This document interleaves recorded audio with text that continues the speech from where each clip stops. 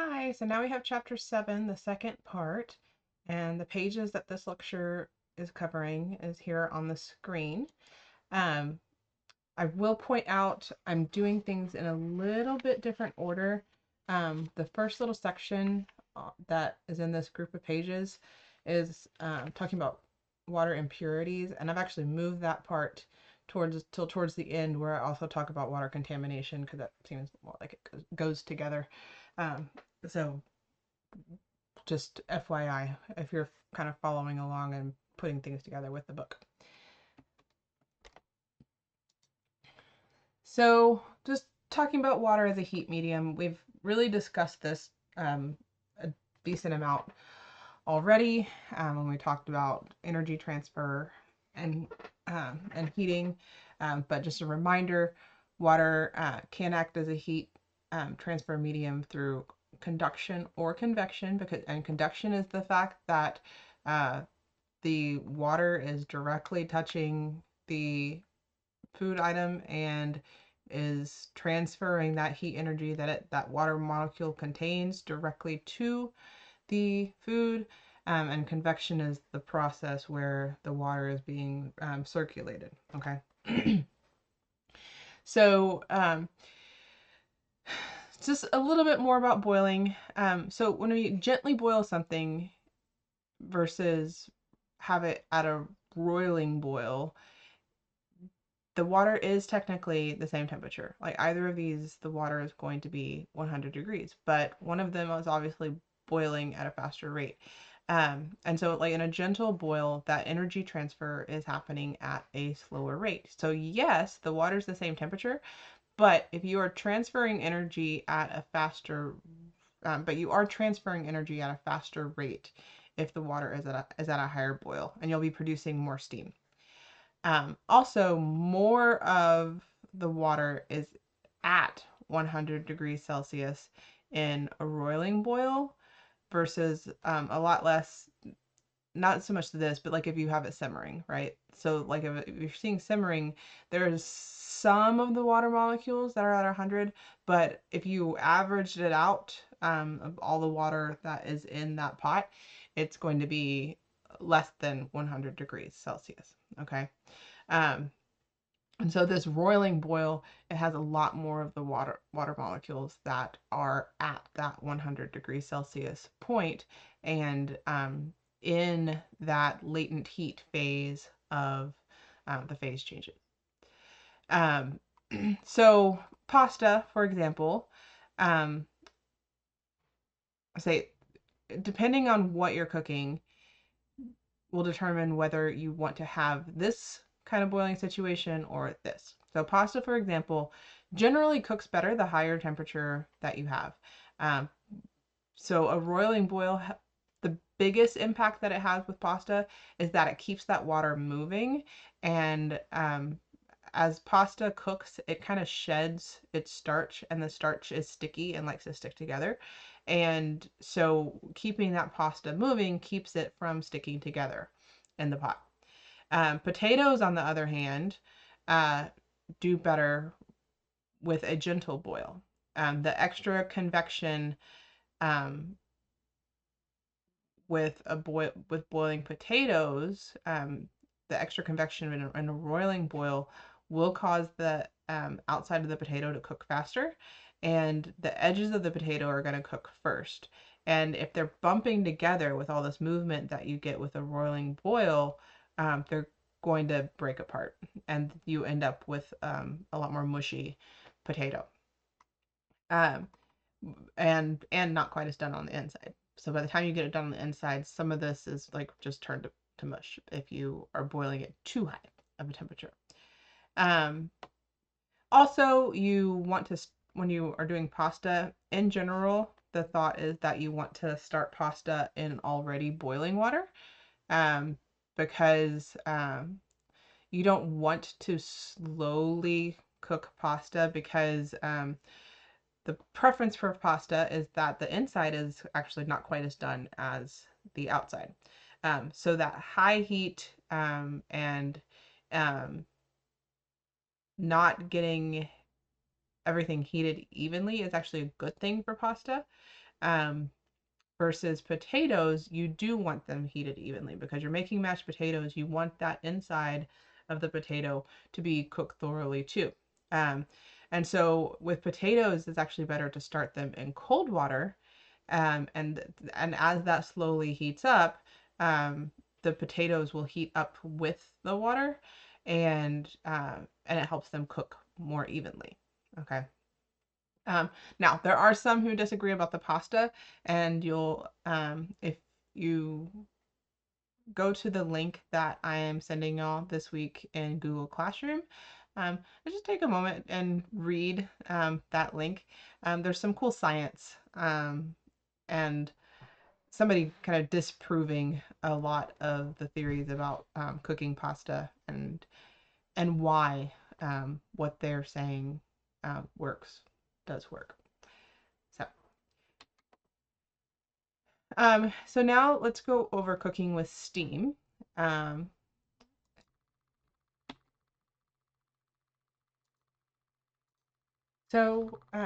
Steam that is not under pressure will have the same temperature as boiling water, so 100 degrees Celsius, as it is produced. Um, I do want to clarify something that is in the book. So the book says that steam uh, at uh, at ambient pressure cannot go over 100 degrees Celsius. And that's kind of incorrect. It depends on what the ambient temperature is.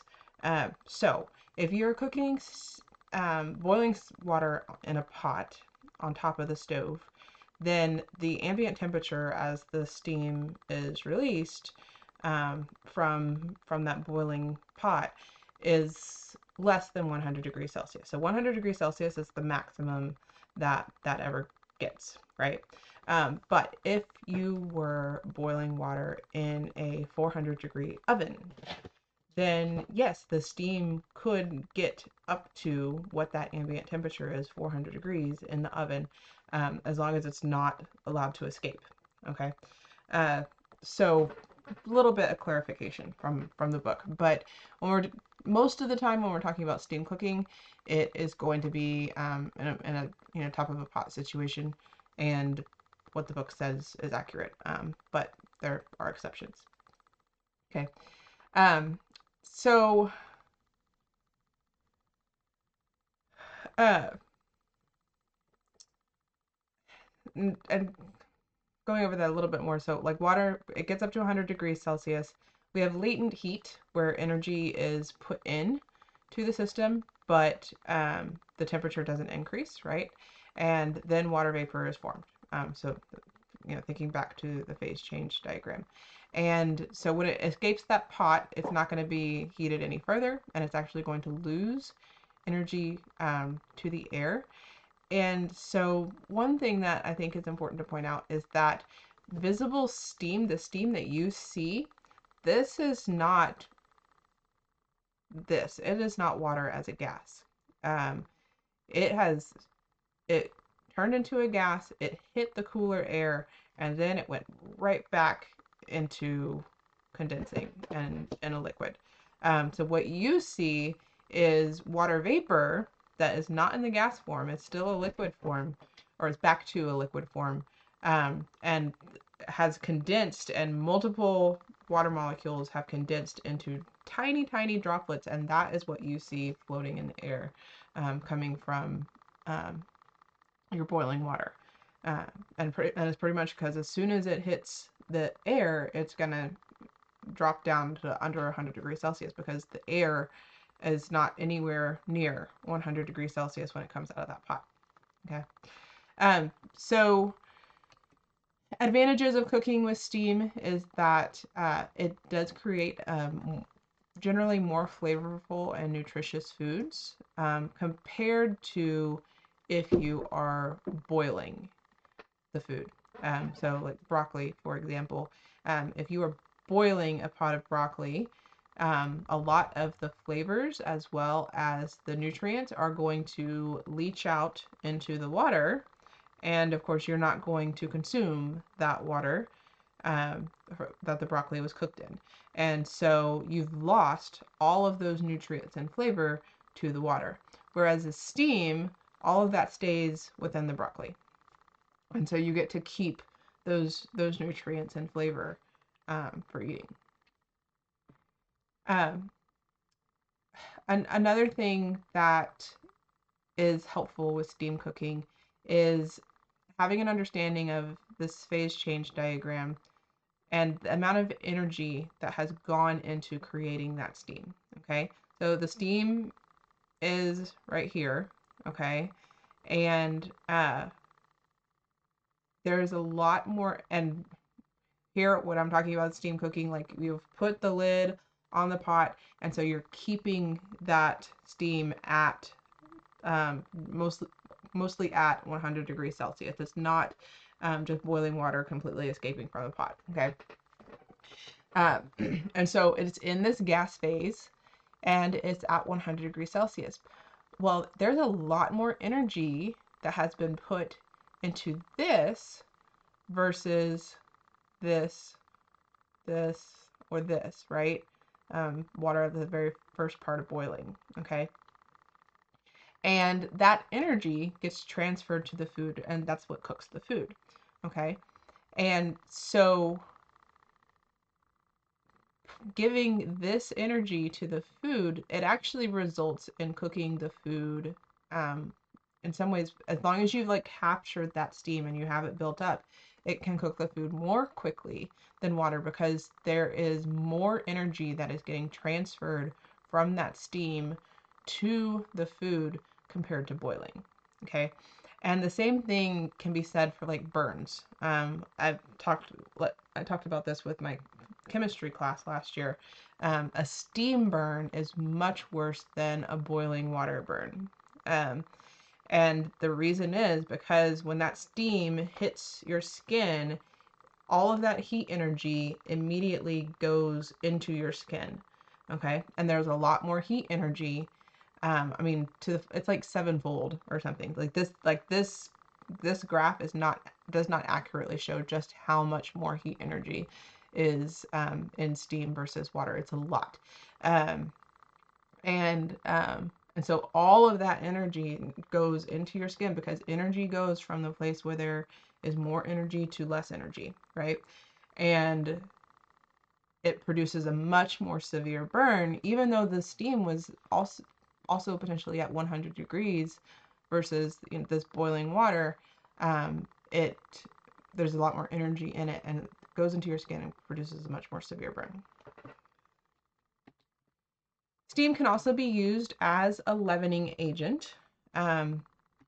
So in this process, you have the steam that is in the batter, or the water in the batter. Steam forms as you are cooking, and then that causes the batter to expand because you have like a bubble of steam.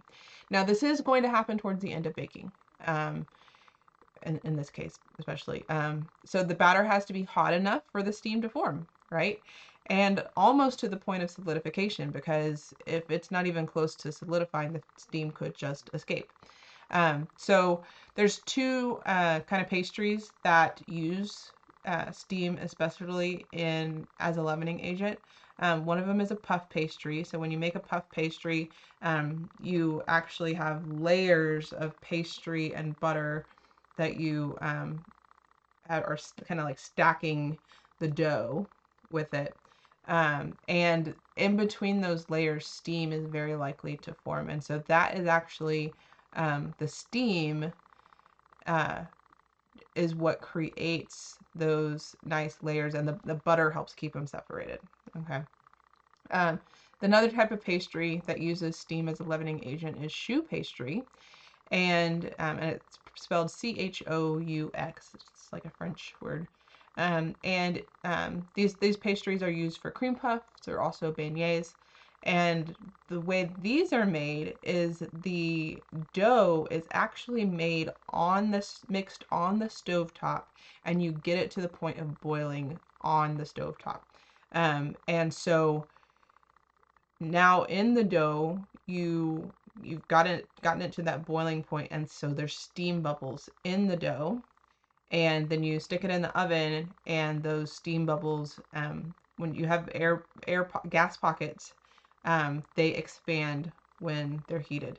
And so during cooking, those gas pockets expand even more, and produce a light, airy texture. So these pastries are actually kind of cooked twice. The dough is kind of boiled, heated to the point of boiling and steam production in the pot, and then you take it out, make your pastry sized pieces, stick it in the oven, and then the whole thing is further cooked.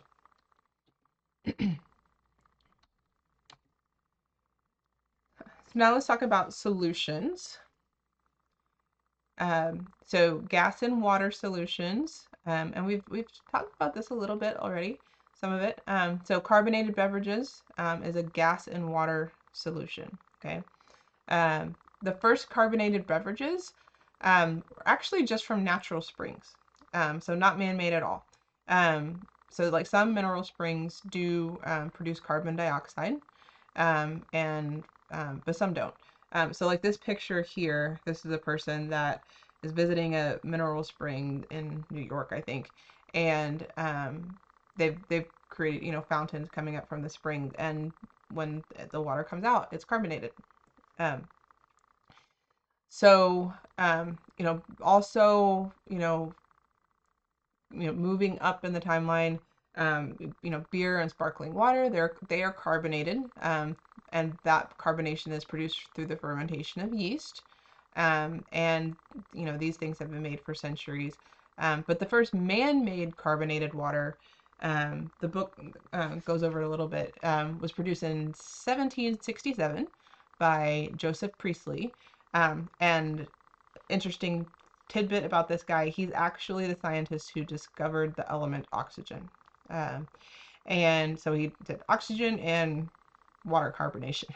And the way he created this is he suspended a bowl of water over a beer vat that I think was probably pressurized in a brewery. And then like under that, or maybe on top, I'm not really sure exactly. I tried looking it up, and it wasn't super clear how it was done. I need like a drawing or something.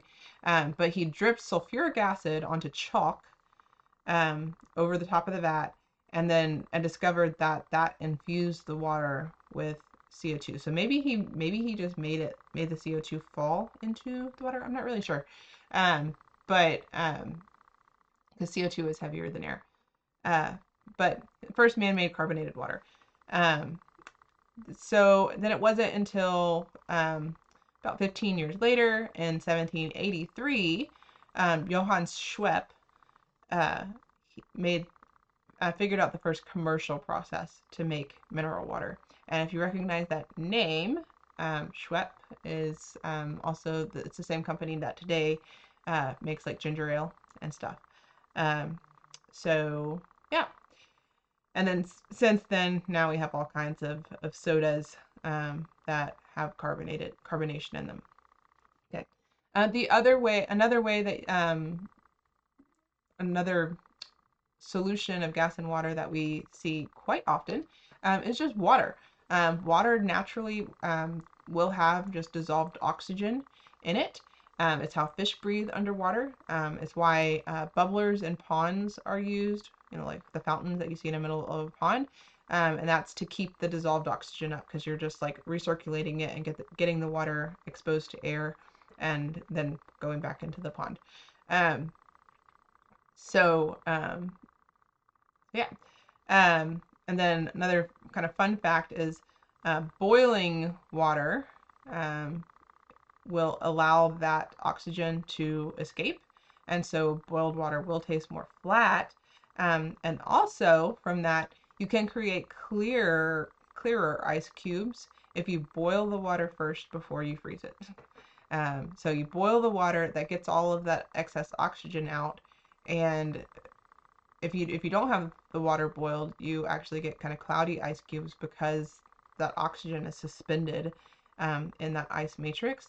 But also the ice forms a more compact, dense ice if that oxygen isn't there, kind of interfering with the bonds the hydrogen bonds that it is creating while it freezes.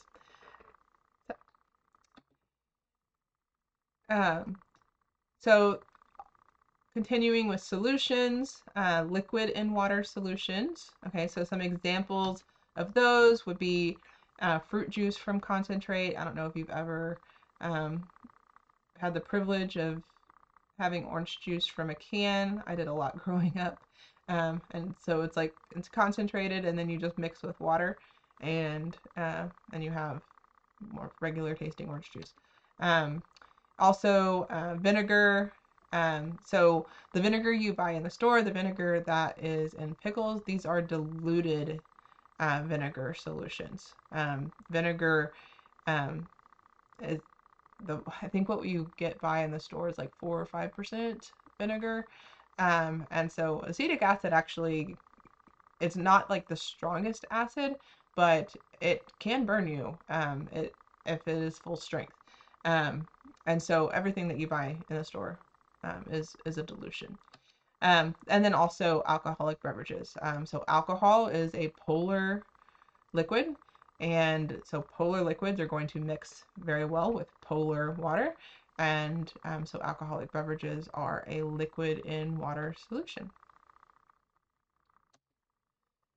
Okay, then continuing on, we have solids in water. So the most commonly dissolved solids in water are salt and sugar.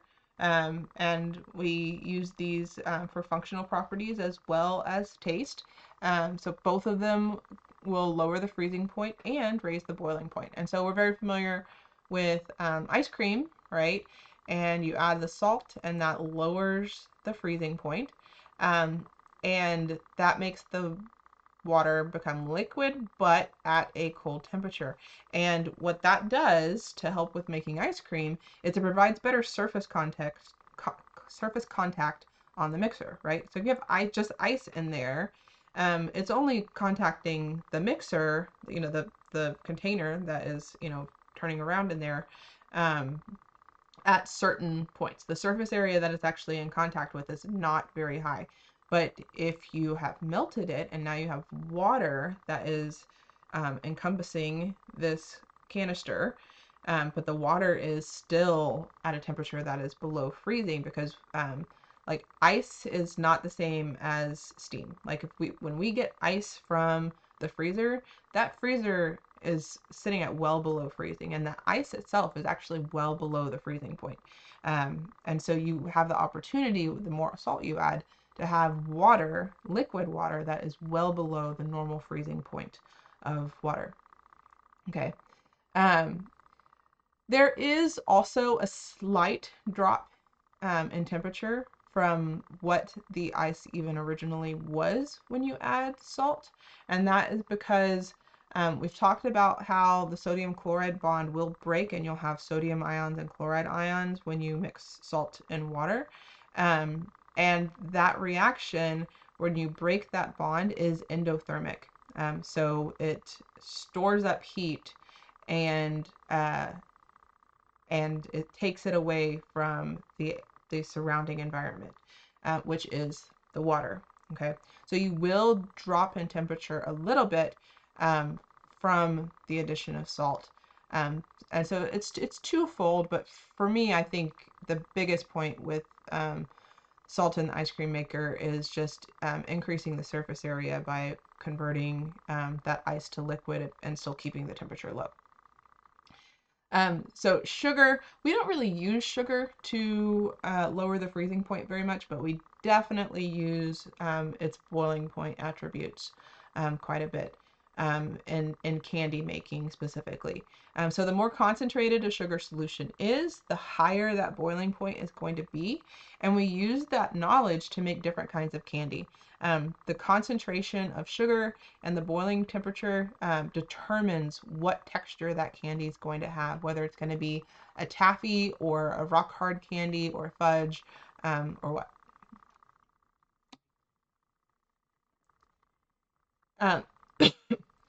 So continuing, now talking about tea and coffee. It's another common solution of solid and water. Um, and specifically with tea and coffee, the flavor compounds for these two drinks do dissolve in water. And we know that the longer you brew the tea or coffee, the stronger that flavor is going to be, the more of those flavor compounds you're going to be extracting from the tea leaves or the coffee beans. Um, and the book talks about this kind of having a negative effect because if you are brewing too long or at too high of a temperature, you can have more polyphenols extracted. And these polyphenols can have a bitter aftertaste. Um, and so to avoid that bitter aftertaste, you kind of want to pay attention to what the temperature is of your brew.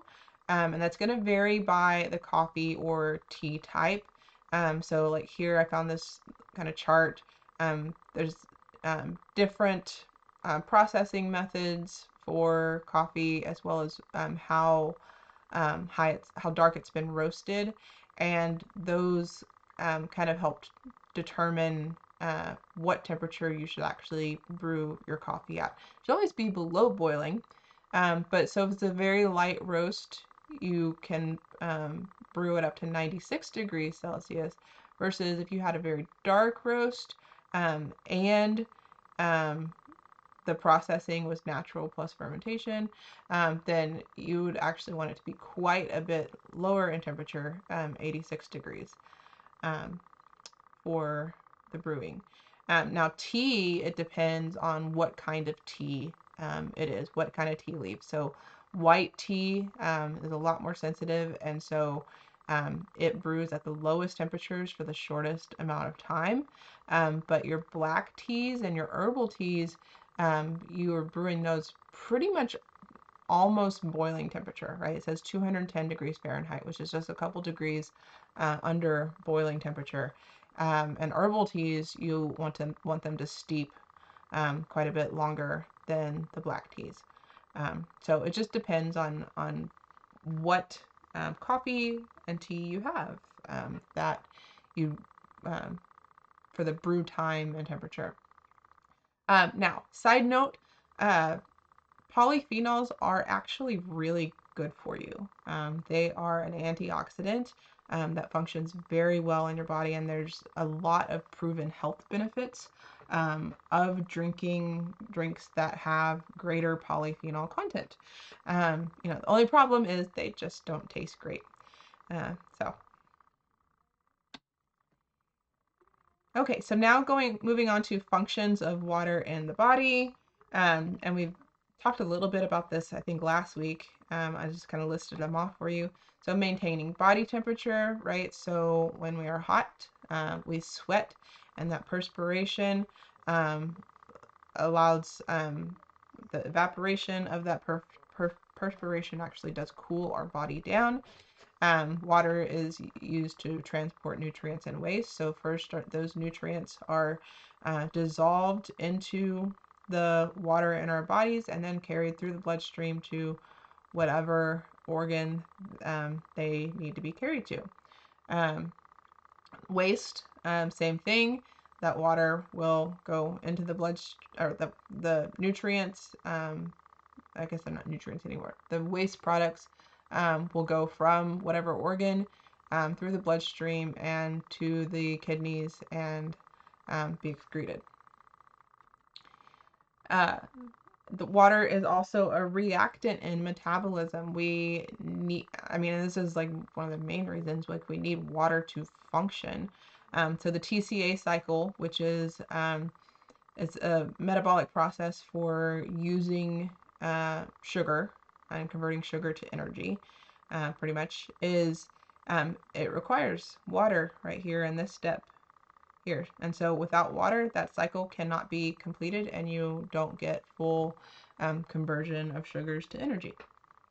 And there's several more metabolic processes that require water as part of the set of reactions to achieve energy production or any other metabolic function. Okay. And water is part of the body's tissues. Those tissues need the water to function. So our brains are 75% water, hearts 79% water, muscles 75, even our bones are 22% water.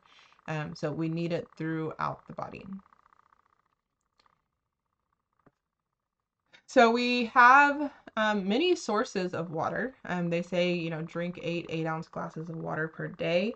You can get some of those water needs met in your food, depending on what foods you're eating.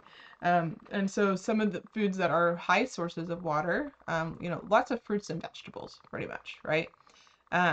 So cucumbers, watermelons are big ones. We can get it, but our drinks too. We can get our water needs through milk, through juice, water, just water, plain water. I mean, coffee and tea do have water as well as sodas technically, okay? So why drink water? And I'm talking about water by itself, right? Like just pure water in a glass.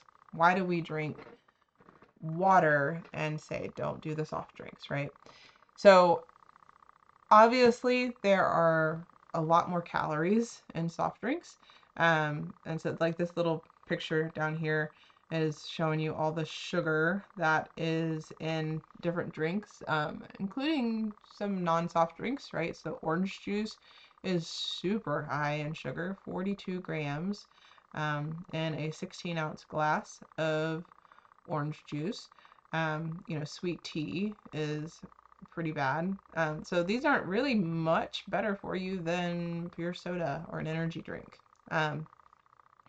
And we don't need all those calories. We don't need all of that sugar. And so scientists or nutritionists call those empty calories because orange juice is kind of an exception, but they generally don't have a lot of other nutrients associated with them.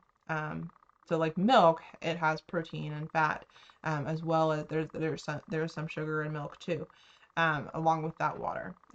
But for soda, it's just water and sugar. There's nothing in there that is good for you outside of the water, and so there's a lot better sources of water. Okay. In addition, soft drinks contain phosphoric acid. And so phosphoric acid, it converts to phosphorus in our bodies. And phosphorus and calcium don't have a great relationship. And so if you are putting a lot of phosphorus in your body, you run the risk of having bone problems and not having calcium deposited in your bones the way it should be, which can lead to osteoporosis versus having normal bones.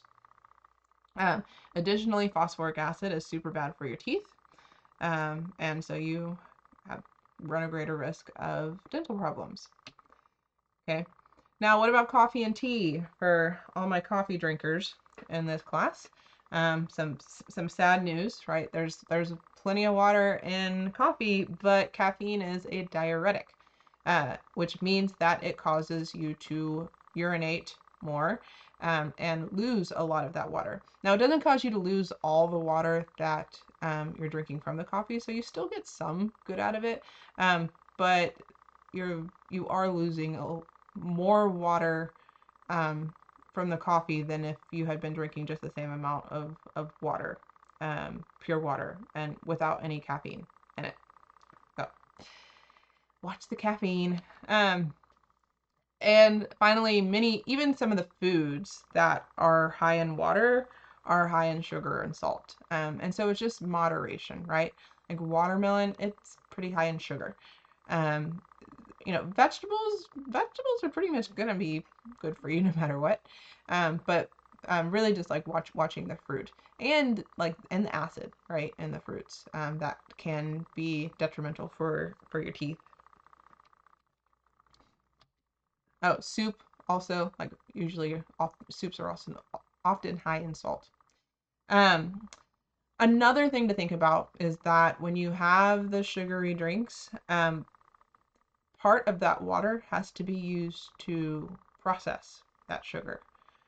So, you know, if you're drinking a caffeinated cola, then you're losing water from that because there's a diuretic component. And then also another portion of that water actually has to be used by your body to convert that sugar into energy in your body, because that's what your body's going to do, even though you don't need all that sugar and energy. It says, yes, I do, and I'm going to save it for later.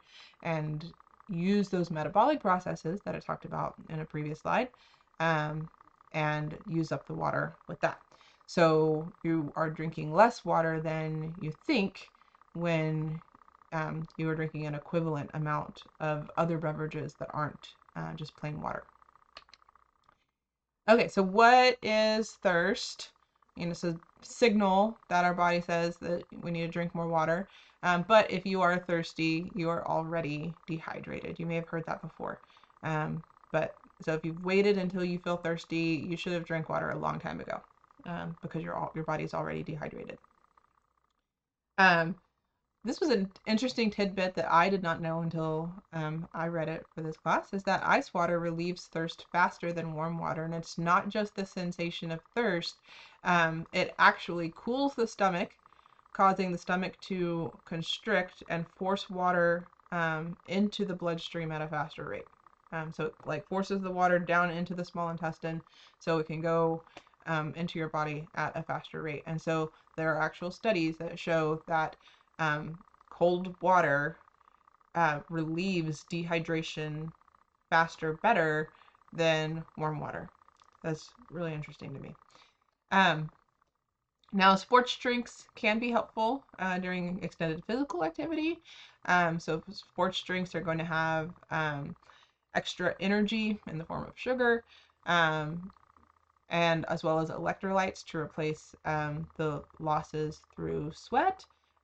You generally don't actually need sports drinks unless you are doing some vigorous activity. Drinking them just for fun isn't really helping you, and it's just another source of sugar. There are sugar-free, zero sugar ones, but still. Then finally, at high altitudes. So we've talked about high altitude. There's lower atmospheric pressure, and because of that, water will vaporize more easily. Well, any water that is part of your body will also vaporize more easily. And so we're going to have more losses of the water through our skin and breathing. So just like normal breathing, the water that's in your mouth, more of it will be vaporized and you'll lose it to the air. And so therefore, when you are at higher altitudes, whether that is on a mountain or in an airplane, you actually need more water to stay hydrated because of the losses that occur just existing there. Okay, so now let's talk about water impurities. So an impurity is anything that is added to a completely pure substance. Okay, so it makes it not pure anymore, right? It might be purposely added, such as chlorine and fluorine are purposely added to tap water, or it might be inadvertent. So it could be microorganisms that shouldn't be in the water, things like calcium and magnesium. So calcium and magnesium are two of the chemical elements that are responsible for hard water, if you've heard that before, that phrase. And hard water does have some processing implications for food production too. And so food plants will generally actually use water softeners to, if their municipal water supply is hard, they will use water softeners to decrease that. So other chemical contaminants, iron, other metals, other chemical contaminants could be like nitrates, Most of these are going to be measured in parts per million. Some of them milligrams per liter. Some of them there might be so little, but the little amount does affect things enough that they'll be measured in parts per billion. So it'd be like for every water molecule, for every billion water molecules, I have 7 chlorine molecules, and that's what a parts per million or parts per billion indicates. Um, So, like iron, and several other metals, they'll actually impart a bitter flavor to water. Sodium bicarbonate is a potential contaminant, and that would make your water taste soapy. Um, some of these can actually impart an odor to water. So chlorine can make your water smell like bleach. Our water supply here in Snook, you can tell when they've added chlorine. And my water is literally coming out of my sink smelling like bleach, and it's like, whoa. But also like if sulfide gets in the water, that's gonna make your water smell like rotten eggs. So uh, some of these can have pretty negative consequences. This picture here is probably well water that has a high iron content, either that or like corroding pipes that are losing iron, and that's the color of water with high iron oxide in it. Okay, so some sources of contamination that are giving these water impurities. Um, It could be the original source of the tap water, such as the river, lake, the aquifer. Um, so, like from there, you might have nitrates, you could have bacteria. Microplastics are a big thing that people are discovering more and more lately. Pharmaceuticals, so people like disposing of their drugs, like their pharmaceutical drugs improperly, and tons more. Kind of like what could be in this original source is kind of endless, right? But then the water from there goes to a treatment plant, right? And the treatment plant is going to filter and then treat the water with chemicals, such as chlorine or chloramine, it's related, and they might add fluorine, right? And then they might adjust the pH. Uh, they could soften the water by removing or adding substances. And generally this is all at levels considered, safe. Some people debate the safeness of some things that the municipal water supply does, but um, and also it can affect functionality of water if we're talking about food science and we need more of a pure water. So next place that we could get water impurities coming from the water treatment plant. Now the water goes through the pipelines, the pipes in our homes, the connections of the pipes, as well as the faucet in our homes, right? And so just over time, corrosion does occur in any metal pipe. If the water flow is faster or hotter, just knowing about chemical reactions, we know that that corrosion is going to occur more quickly, right? If we increase the heat or increase the, like, it's almost like kind of like surface area, the rate of water that's going through there, you have more opportunities for collisions and chemical reactions. Okay, so if the water treatment plant has added high levels of chlorine, that corrodes metal faster. Fluoride corrodes stainless steel, which is often used, in the inside of your home. All metals are going to corrode to some degree. So, if possible, you want to use cold water and then heat it if using for food, and that will prevent how much metal is getting into the water that you're using for the food and improve the flavor. Um, so then water tanks, so like your hot water heater, could be another source of contamination. Um, so if you have a vacation home and a water heater that hasn't been used for a long time, bacteria can grow in it, just from that water just sitting there. That promotes bacterial growth. You have just still water, and so you could get contamination there.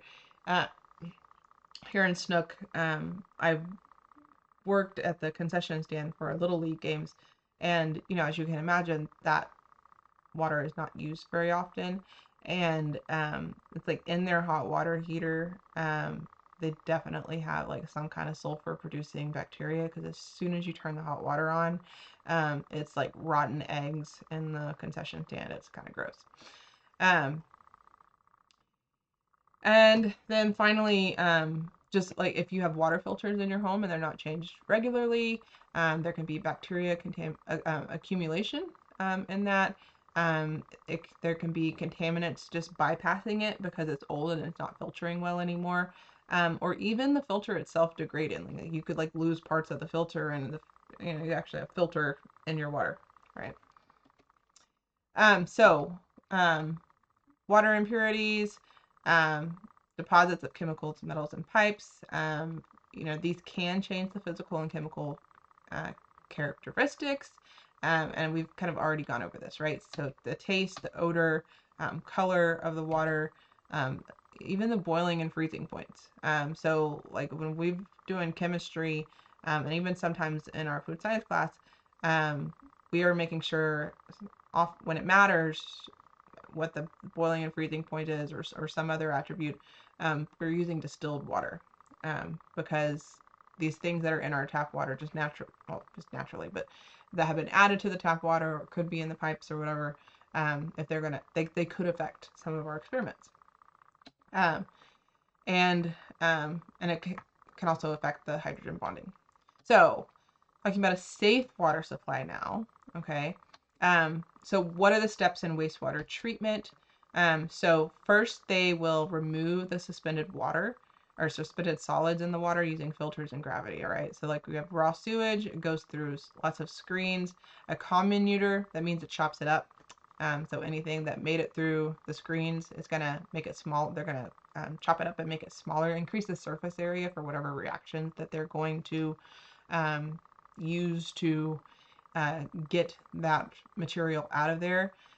So there goes through a grit chamber. So that is a filtration method. Okay. And then through here, this clarifier. So that it uses gravity to let some of the sludge come out of the water. And then the stuff that's on top is cleaner and goes up to the next step. Okay.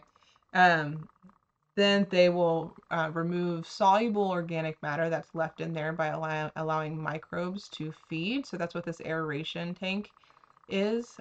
Well, yeah. This is actually part of the next step too. But they will allow microbes to feed. They might actually have microbes that they're adding to the water that are good, that will break down the organic matter. And then they'll aerate the water to kill anaerobic bacteria. So anaerobic bacteria means it means without. Aerobic means oxygen, right?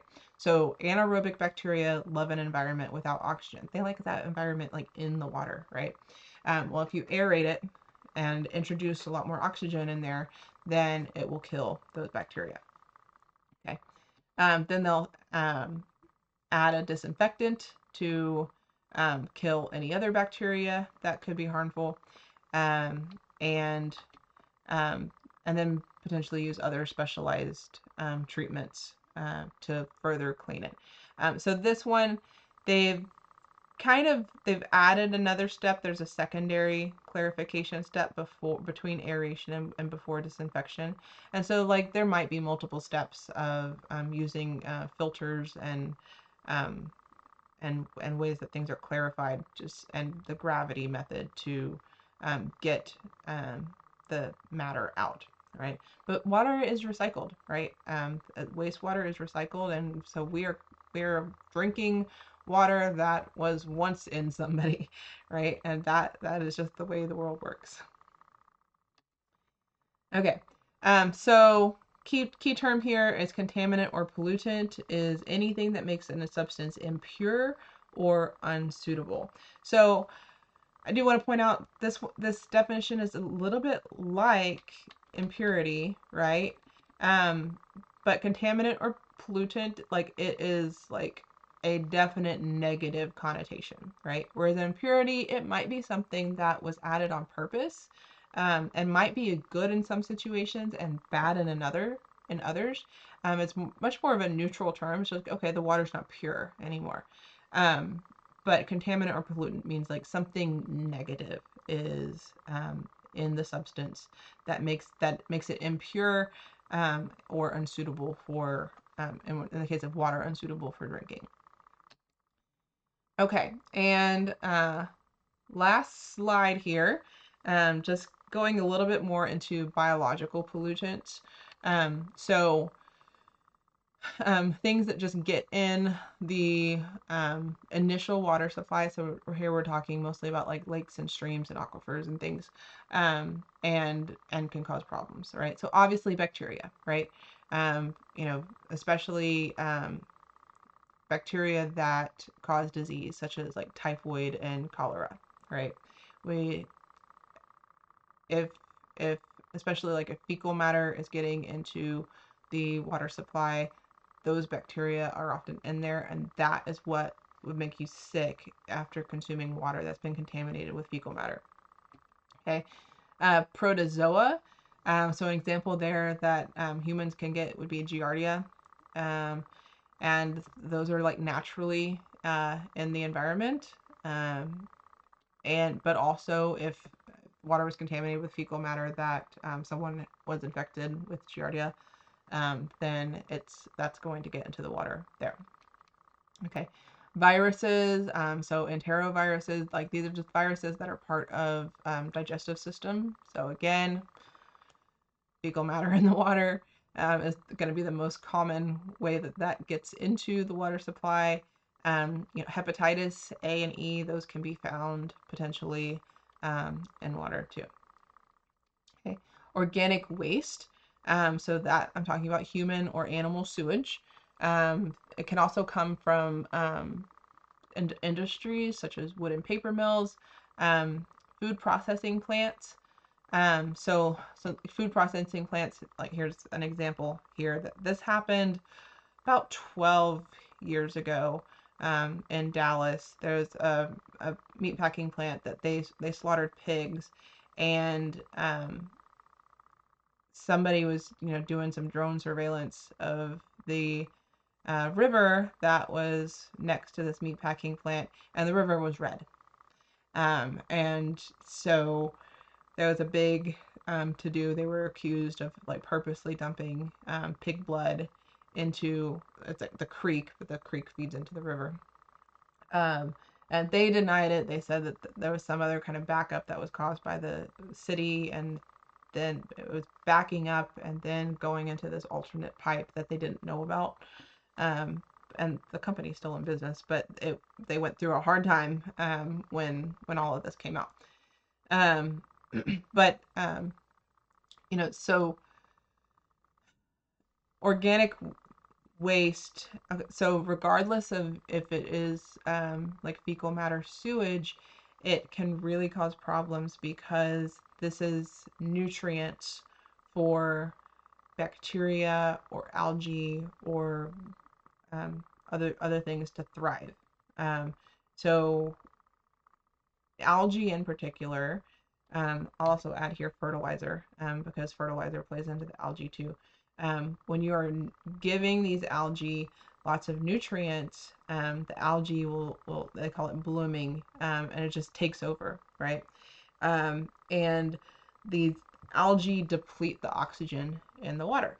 And so if you deplete the oxygen in the water, then you're going to kill the fish. And so that's what happens when organic waste or fertilizer really get into into streams, lakes, etc., bodies of water. is it can kill the fish because of what it does nourish. Now, algae can also produce toxins, so there can be a double whammy there where it kills the fish and the water is really not safe to drink because of toxins. Now, um, so here's some other like news headlines. I mean, this stuff happens all the time. So here's like English Springwater Village.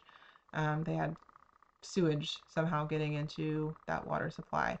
Um, Maryland, a treatment plant must stop unpermitted discharges. So there was a wastewater treatment plant that was actually discharging some of their wastewater into the some kind of body of water. Um, Here, U.S. Justice Department sues Idaho City over water pollution. So again, their wastewater treatment plant was dumping some of the water that was not clean yet into a stream and causing water pollution. So this is a big deal. It even though there's a lot of regulation, and I mean it's way better than it probably was 50 years ago. Um, there there are concerns in the world that some of our biggest problems will be um, just pollution of the water. Um, a lot of it, they try to blame on farming, um, but certain countries, the industries are not as good as the U.S. As far as regulations, and so they're just dumping stuff willy nilly, like China in particular. Or India has very big water problems, and so the concern is that in the future, like water, it will be very hard to find water that's even safe to drink because of water pollution. So something to think about as you move forward in your future. So that is it for chapter 7. And so study hard and be ready for exam. Our next exam will be chapter 6 and 7.